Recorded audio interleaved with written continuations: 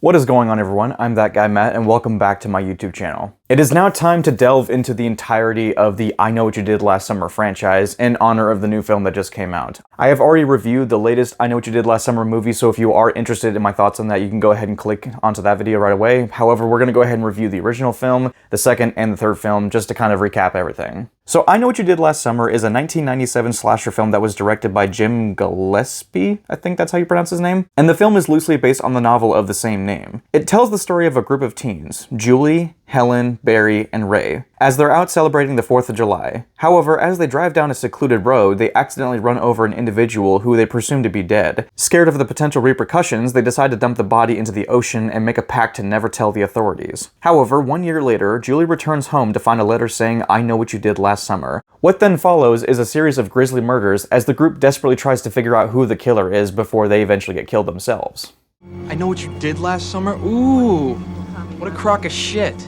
Now, I Know What You Did Last Summer has been kind of an interesting horror film in the sense that it's one that I have a lot of nostalgia for, but it's never been one that I truly love. I grew up watching the films, of course, and I loved the first one for the most part, but even then I really wouldn't say that this is like a top 10 slasher films of all time for me. The film tries to be a lot like Scream, however, it lacks a lot of the nuance and clever writing of Scream in general. Which is actually kind of ironic considering that I Know What You Did Last Summer actually was written by Kevin Williamson, the same person that wrote Scream. And if I recall correctly, I Know What You Did Last Summer actually was written before Scream became a property, however it was shelved for years before eventually being picked up after the success of Scream, and you can definitely tell that this was written before Scream. Now, I know this might piss off a lot of genuine horror fans because I'm sure that there are people who are watching this that are foaming at the mouth that I'm daring to say that this movie is mid, but that's the truth. I do like this movie, but I consider it to be just kind of a middle-of-the-road slasher film. That's not exactly a bad thing, but I don't think this movie is nearly as iconic as some people say it is. We don't have time for your shit! For starters, the cast is relatively good for the most part. We have Jennifer Love Hewitt, who plays the main character Julie, and she does a pretty good job at leading the film. The trauma from the past year still haunts her greatly,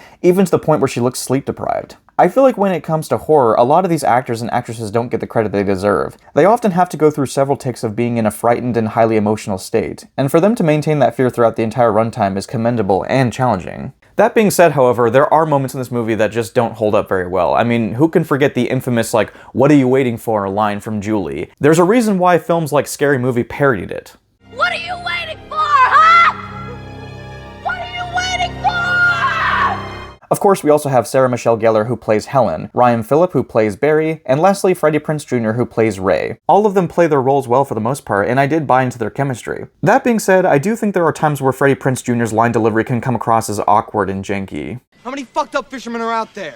Look, he's after me too!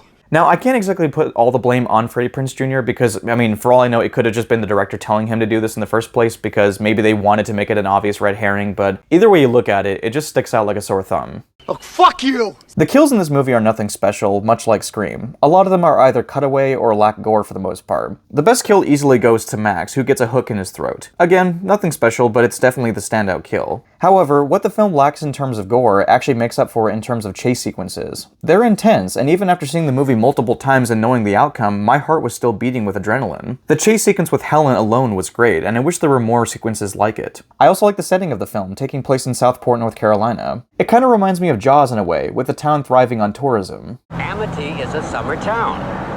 We need summer dollars. Lastly, I do like the reveal of the killer. No spoilers, of course, but I do think the film has a good amount of red herrings and twists to keep you on your toes. That said, I do think the fisherman is a bit of a mixed bag.